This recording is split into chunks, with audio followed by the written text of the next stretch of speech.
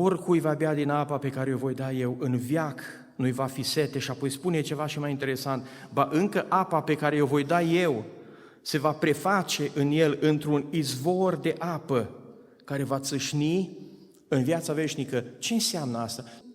Putem noi fi vreun izvor? Apa pe care o voi da eu. Cine e izvorul? Iisus, amin? Mărit să fie Domnul. Apa asta care vine de la Iisus este mai întâi apa curățirii, a sfințirii, mărit să fie Domnul. După aia, izvorul acesta zice că apa se transformă, se preface într-un izvor în noi. Și ce înseamnă asta?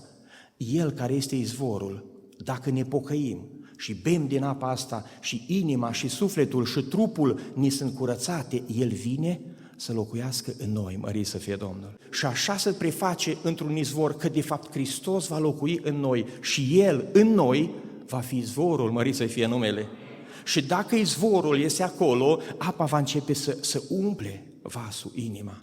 Și apoi țâșnește pe din afară și spune cuvântul în Ioan, capitolul 7, la versetul 38, cine crede în mine din inima lui până la urmă vor curge râuri de apă vie. De ce? Că e un izvor înăuntru. De ce? Că m-am pocăit în sinceritate, l-am primit pe Hristos și trăiește în mine, slăvit să fie Domnul.